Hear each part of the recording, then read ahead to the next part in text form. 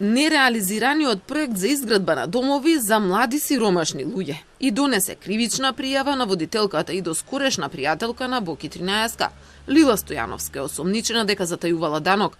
Фирмата Данмак преку банкарски трансакции во летото 2017 и уплатила 260.000 евра.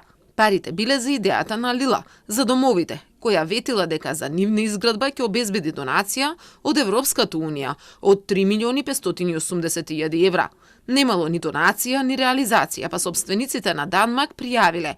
После 2,5 години, финансиската полиција ја товари за затајување данок од околу 29.000 евра. Расположливите парични средства како остварен приход пријавената ЛС ги подигнала во целост во готово за себе лично, при што без да ги пријави во годишната даночна пријава за 2017 година до Управата за јавни приходи, не пресметала и не уплатила персонален данок на доход во висина од 1.788.398 денари, за кој износ го оштетила буџетот на Република Северна Македонија. Телма контактираше со Стојановска, но таа вели дека дополнителни информации ќе даде преку незините адвокати. Код пак уште лани во септември објави дека Данмак и Лила подпишале договор за проектот со наслов Проект за интернационална асоциација за заштита на човекови права.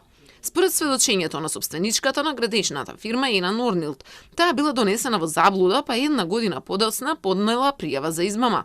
Во пријавата навела и дека била и во простории на Боки 13 украсени со знаменце на Европската унија, поради што се уверила дека проектот ќе добие финансиска европска поддршка.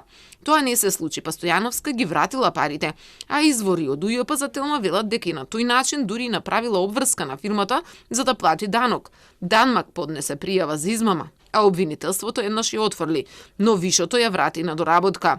Инаку идејата многу наликуваше на онаа на Боки 13. Другарот на Лила, кој е на сведочењето за рекет, рече дека повеќе не се пријатели.